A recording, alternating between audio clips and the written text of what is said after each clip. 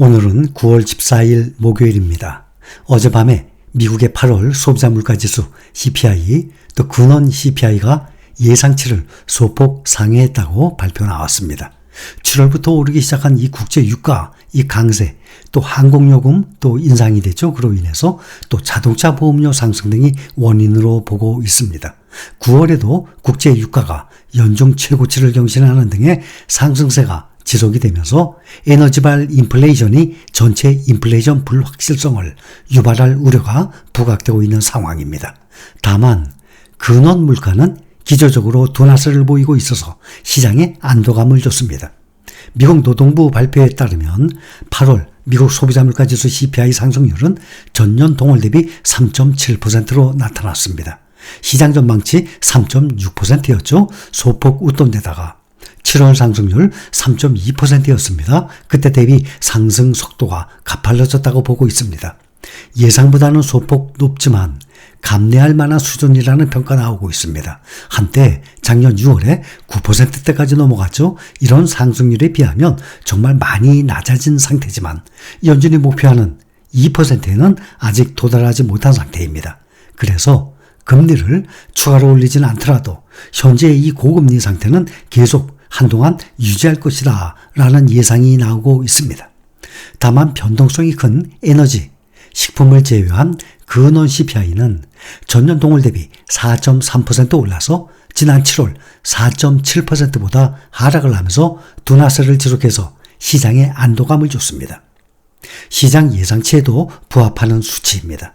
반면에 월간 상승률은 0.3% 올라서 시장 전망치와 전월 0.2%를 웃돌았습니다. 근원 CPI 상승률은 2년 만에 지금 최저치로 둔화한 상태입니다. 그래서 시장은 이번 9월 다음 주입니다. 9월 금리 동결 기대감이 강화된 상태예요. 근원 CPI 상승률은 연준이 통화정책을 결정할 때 아주 중요시하는 지표 중에 하나입니다. 시장에서는 연준이 9월 금리를 동결한 뒤에 한 차례 추가 금리 인상에 나설 것으로 예상을 하고 있습니다. 8월 물가 상승의 핵심은 유가였습니다. 지난 7월부터 오르기 시작했죠. 이 상승세 지속하면서 휘발유를 중심으로 소비자 물가에 영향을 미쳤습니다. 휘발유 가격은 전월보다 10.6% 올라서 8월 소비자 물가 상승에 대한 기여도가 절반을 웃돌았습니다.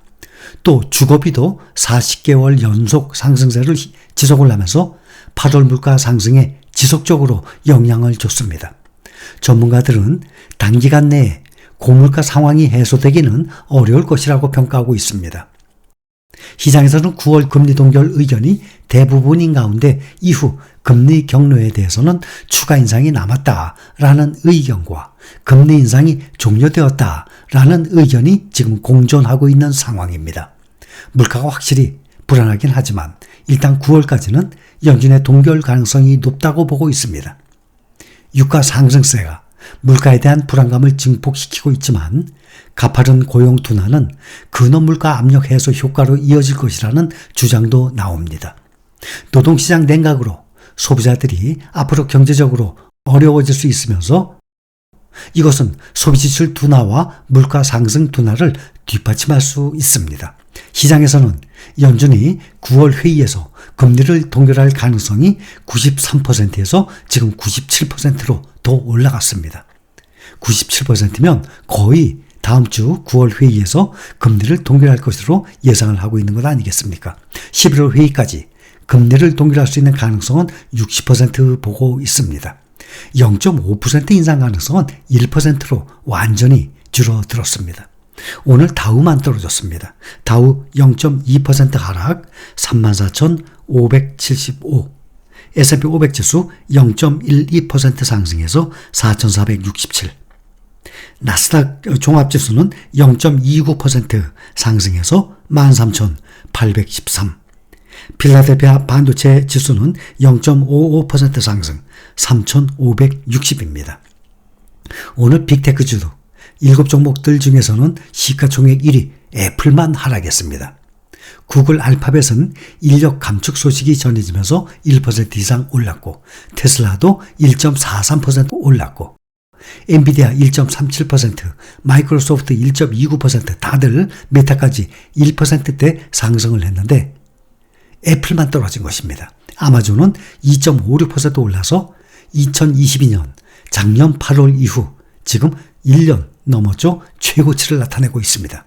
애플은 어제 신형 스마트폰 아이폰 15 시리즈를 공개를 했고 또 중국 외교부가 애플의 아이폰 금지령과 관련해서 정부 차원에서 해당 브랜드의 구매, 사용을 금지하는 법률이나 문건을 내놓지는 않았다라고 언급을 했는데도 불구하고 1.2% 밀렸습니다.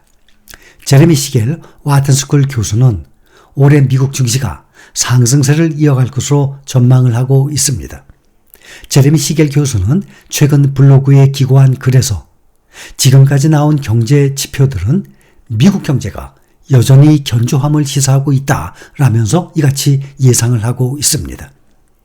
제레미 시겔 교수는 현재 미국 경제가 과하게 호황인 상태는 아니라면서도 경기 침체 등 뚜렷한 둔화 신호가 나타나지 않고 있어서 미국 증시가 앞으로 상승세를 이어갈 가능성이 크다라고 설명했습니다. 시겔 교수는 미국 경제에 대해서 낙관적 전망을 줄곧 피력을 해온 인물입니다.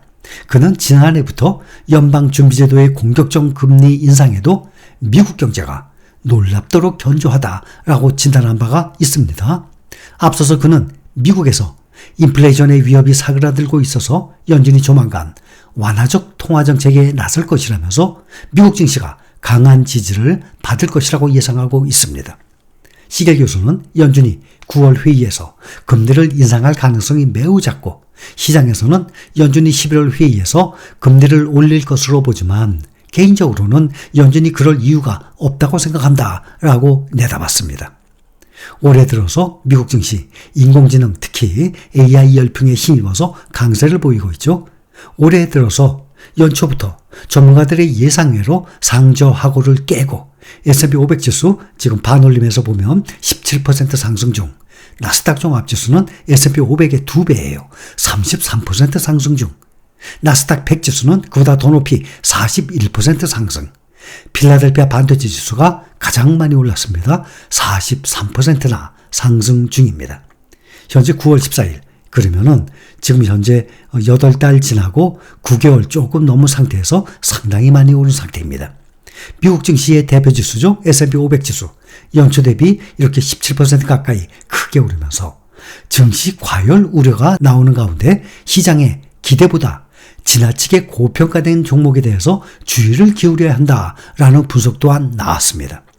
월가에서 현재 가장 비싼 주식으로 꼽히는 종목 10개를 추려서 소개를 했는데 그 10종목을 보니까 우리가 투자하고 있는 종목들과는 거리가 조금 멀고 그중에서 우리가 잘 알고 있는 IBM도 있고 또 미국 반도체 대장주 중에 하나 인텔도 이미 월가의 목표 주가보다 더 오른 종목으로 선정이 됐습니다. 우선 PC 중앙처리장치 CPU 최강자죠. 인텔.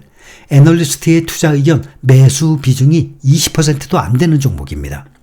인텔 주가는 오늘 0.39% 하락을 했지만 연초 대비로는 46% 넘게 올랐습니다.